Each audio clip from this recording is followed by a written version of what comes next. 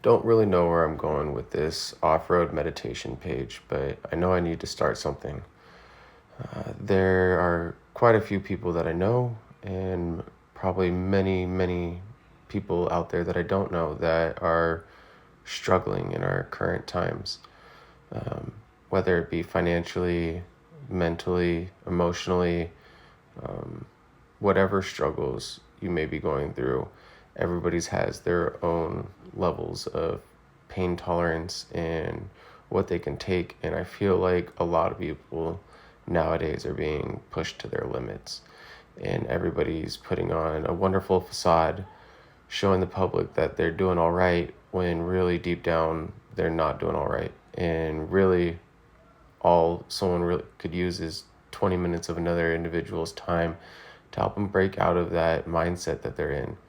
So I'm hoping through this page or this YouTube channel that I can create a space for people to watch some semi-interesting off-road content done by an amateur with some meditation practices um, put in to help you focus on your breathing.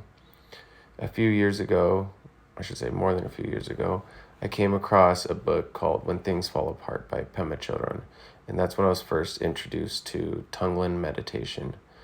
Tonglen means giving and receiving. Tung, giving or sending. Len, receiving and taking. In this practice, we breathe in suffering and breathe out compassion. It's kind of similar to the loving kindness meditation that's out there, but Tonglen focuses on transforming suffering into relief. So I've got this paper here from Pema Chödrön, and I'm going to jump into her explanation. Tonglen Instruction by Pema Chödrön. Tonglen practice is a method for connecting with suffering, our own and that which is all around us, everywhere we go. It is a method for overcoming our fear of suffering and for dissolving the tightness of our hearts. Primarily, it is a method for awakening the compassion that is inherent in all of us, no matter how cruel or cold we might seem to be. We begin the practice by taking on the suffering of a person whom we know to be hurting and wish to help. For instance, if we know of a child who is being hurt, we breathe in with the wish to take away all of that child's pain and fear. Then as we breathe out, we send happiness, joy, or whatever would relieve that child. This is the core of the practice, breathing in others' pain so that they can be well and have more space to relax, and open breathing out, sending them relaxation or whatever we feel would bring them relief and happiness. Often, however, we can't do this practice because we come face to face with our own fear, our own resistance or anger, or whatever our personal pain happens to be just then. At that point, we can change the focus and begin to do Tonglen for what we are feeling and for millions of other people just like us who are at the very same moment are feeling exactly the same stuckness and misery. Maybe we are not able to name our pain. We recognize it clearly as terror or revulsion or anger or wanting to get revenge. So we breathe in for all the people who are caught with the same emotion, and we send out our relief or whatever opens up the space for ourselves and all of those countless others. Maybe we can't name what we're feeling, but we can feel it, a tightness in the stomach, a heavy darkness, or whatever. We simply contact what we are feeling and breathe in, take it in for all of us, and send out relief for all of us. People often say that this practice goes against the grain of how we usually hold ourselves together. Truthfully, this practice does go against the grain of wanting things on our own terms, wanting everything to work out for ourselves no matter what happens to others. The practice dissolves the walls we've built around our hearts. It dissolves the layers of self-protection we've tried so hard to create.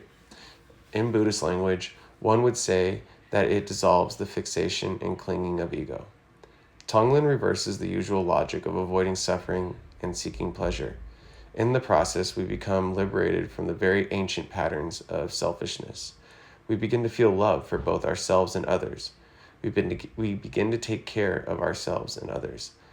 Tonglen awakens our compassion and introduces us to the far bigger view of reality. It introduces us to the unlimited spaciousness of shunyata. By doing the practice, we begin to connect with the open dimensions of our being. At first, this allows us to experience things as not such a big deal and not as solid as they seemed before. Tonglen can be done for those who are ill, for those who are dying, have died, those who are incarcerated, those who are your enemies, or whoever is in any kind of pain. It can be done as a formal meditation practice or right on the spot and at any time. We are out walking and we see someone in pain right there on the spot. We can begin to breathe in that person's pain and send out relief. Or we are just as likely to see someone in pain and look away. The pain brings up our fear or anger. It brings up our resistance and confusion. So on the spot, we can do Tonglen for all the people just like ourselves. All those who wish to be compassionate but instead are afraid. Who wish to be brave but instead are cowardly. Rather than beating ourselves up, we can use our personal stuckness as a stepping stone to understanding what people are up against all over the world. Breathe in for all of us and breathe out for all of us. Use what seems like poison as medicine. We can use our personal suffering as a path to compassion for all beings. When you do Tonglen on the spot, simply breathe in and out, taking in the pain and sending out spaciousness and relief.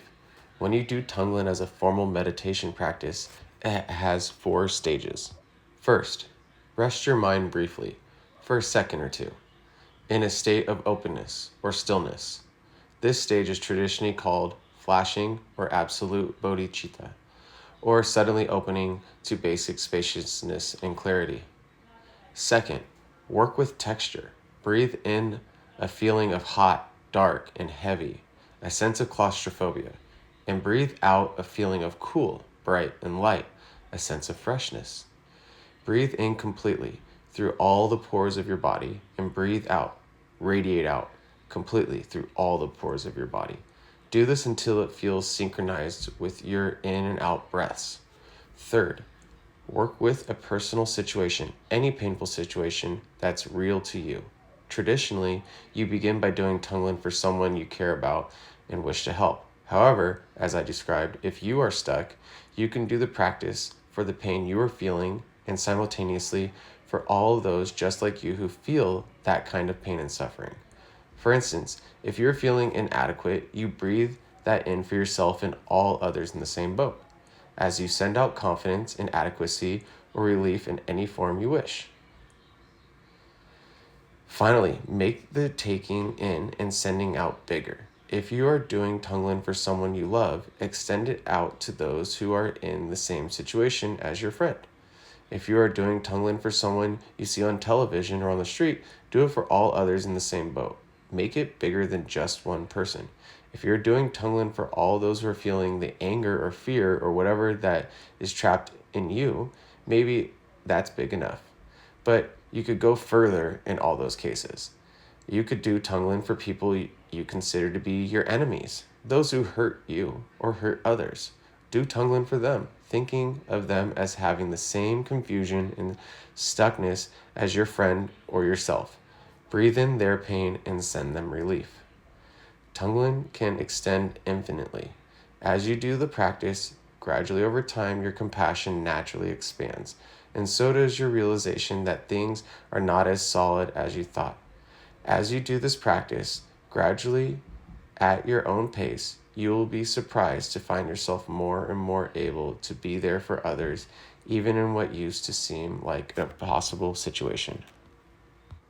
So that, my friends, is Pema Chödrön's explanation of Tonglen instruction for not formal and formal meditation practice. I did it for a while. I had some hard situations a couple of years ago, and even 7 or 10 years ago when I first read the book.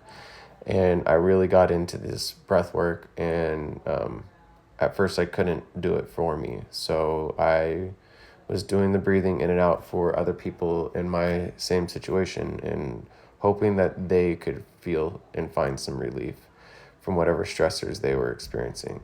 So I hope through my future videos and content that I share on this channel that I can help just one of you out there find some relief and introduce you to some compassion. And hopefully you can help spread this same to someone else. Everybody's struggling, and I really don't know what to do, but focusing on myself seems like that's the best place to start. Dolores Cannon, I think, said that if we are vibrating higher, one person at a higher vibration can counteract 1,000,000 people or something like that at a lower vibration. So in this world where there's so many people vibrating low and struggling, let's try to be that light and vibrate higher. And collectively, we'll start with ourselves, then family and friends, and hopefully we can really make some difference out there, even if it's just one person. Like I said, I hope someone finds some relief in this.